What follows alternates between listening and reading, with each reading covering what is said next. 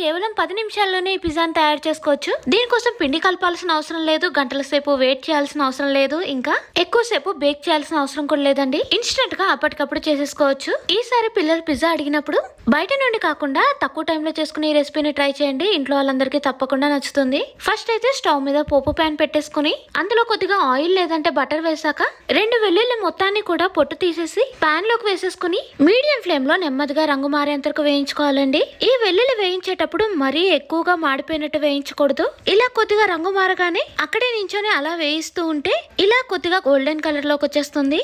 అప్పుడు ప్యాన్ లో ఉన్న వెల్లుల్లి అంతా కూడా తీసేసుకుని ఏదైనా చిన్న బౌల్ తీసి అందులోకి వేసేసుకుందాము. బౌల్ లో వేసిన వెల్లుల్లి అంతా కూడా ఫోర్క్ తోటి మెత్తగా మ్యాష్ చేసేసుకోవాలి. ఆ తర్వాత కొద్దిసేపు అంటే రూమ్ టెంపరేచర్ లో ఉన్న బటర్ ని తీసుకుని 50 గ్రామ్స్ వరకు బటర్ ని తీసుకుంటున్నానండి.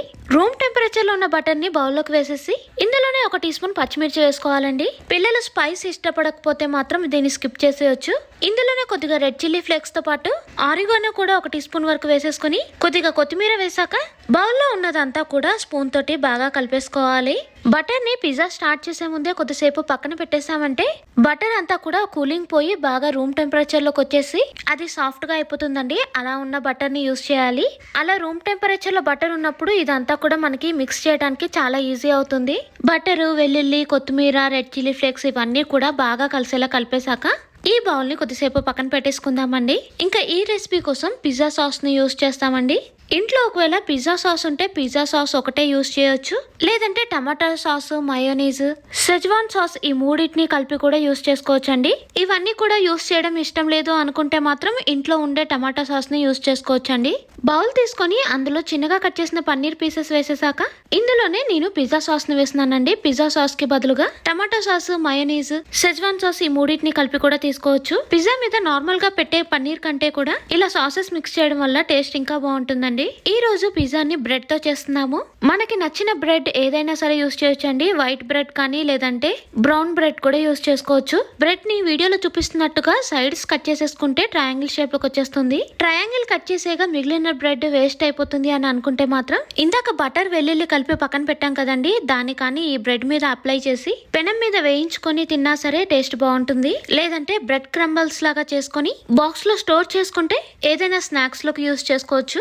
లేదంటే అన్ని పీసెస్ ని కూడా ఇలాగా రౌండ్ గా షేప్ గా చేసుకొని పిజ్జాకి యూస్ చేసేయొచ్చండి. ఏదైనా బటర్ పేపర్ లేదంటే నెయ్యి అప్లై చేసిన ప్లేట్ ని తీసుకొని దాని మీద ట్రయాంగిల్ షేప్ లో కట్ చేసుకున్న బ్రెడ్ ని వీడియోలో చూపిస్తున్నట్టు రౌండ్ గా పెట్టేసుకోవాలండి. ఇలా బ్రెడ్ ని అంతా కూడా రౌండ్ గా వచ్చేలా ఒకసారి సెట్ చేసేసాక దీని మీద ఫస్ట్ లేయర్ లాగా బటర్ గార్లిక్ నంతా కూడా అప్లై చేసేసుకోవాలి. బటర్ గార్లిక్ ఫ్లేవర్ తోటి ఈ పిజ్జా టేస్ట్ చాలా బాగుంటుందండి. వీడియోలో చూపిస్తున్నట్టు అంతా అప్లై చేసేసాక దీని మీద కొన్ని చీజ్ స్లైసెస్ వేసేసుకోవాలి. బటర్ గార్లిక్ ఎక్స్ట్రా చీజ్ తోటి ఈ పిజ్జా టేస్ట్ చాలా బాగుంటుంది. చీజ్ స్లైసెస్ అంతా పెట్టేశాక పైనుండి ఆరిగానో స్ప్రింకిల్ చేసుకుని ట్రయాంగిల్ షేప్ లో కట్ చేసుకున్న బ్రెడ్ ని ఇంకో లేయర్ లాగా పైన పెట్టేసుకుందామండి. ఇలా బ్రెడ్ ని అంతా కూడా పెట్టేశాక దీని మీద అంతా కూడా పిజ్జా సాస్ ని అప్లై చేసేసుకోవాలి. పిజ్జా సాస్ తో పాటు మనకి నచ్చిన సాసెస్ ఏవైనా సరే ఉంటే అది కూడా అప్లై చేసేసుకోవచ్చండి. పిజ్జాలో యూస్ చేసే మొజరెల్లా చీజ్ ని ఎప్పుడూ కూడా యూస్ చేసే ముందు అది రూమ్ టెంపరేచర్ లో ఉండేలా చూసుకోవాలి. కొద్దిసేపు పక్కన పెడితే అది రూమ్ టెంపరేచర్ లోకి వచ్చేస్తుందండి. రూమ్ టెంపరేచర్ లో ఉన్న మొజరెల్లా చీజ్ యూస్ చేయడం వలన ఫాస్ట్ గా కుక్ అవుతుంది. మొజరెల్లా చీజ్ ని బ్రెడ్ అంతా కూడా అప్లై చేసేసాక మనకి నచ్చిన వెజిటబుల్స్ పెట్టుకోవచ్చండి. క్యాప్సికమ్ తో పాటు కొన్ని స్వీట్ కార్న్స్ కూడా వేసేసాను. స్వీట్ కార్న్ కి బదులుగా మష్రూమ్, టమాటో, ఆనియన్ ఇలా మనకి అందుబాటులో ఉన్న వెజిటబుల్స్ పెట్టుకోవచ్చండి. నేను ఇక్కడ స్వీట్ కార్న్, ఆనియన్స్ పెట్టేశాక ఇందాక సాసెస్ వేసి కలిపిన పన్నీర్ పీసెస్ ను కూడా పెట్టేస్తున్నాను. పన్నీర్ పీసెస్ అంతా కూడా పిజ్జా మీద అంతా పెట్టేశాక పైనుండి లైట్ గా మొజరెల్లా చీజ్ ని స్ప్రింకిల్ చేసేద్దాము.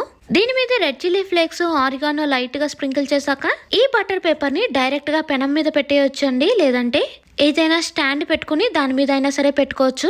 కింద లేయర్ క్రిస్పీగా రావాలి అంటే డైరెక్ట్ గా పెట్టేయొచ్చండి. అదే ఓవెన్ లో ఈ పిజ్జాని బేక్ చేసుకోవాలి అనుకుంటే 10 మినిట్స్ ప్రీ హీట్ చేసిన ఓవెన్ లో 180 డిగ్రీస్ దగ్గర 10 మినిట్స్ కుక్ చేసుకుంటే సరిపోతుందండి. పిజ్జా అంతా కూడా పెనం మీద పెట్టేశాక మూత పెట్టి మీడియం టు లో ఫ్లేమ్ లో చీజ్ అంతా కూడా బాగా మెల్ట్ అయ్యేంత వరకు కుక్ చేసుకోవాలండి. స్టాండ్ మీద పెడితే మీడియం ఫ్లేమ్ లో కుక్ చేసుకున్నా సరిపోతుందండి.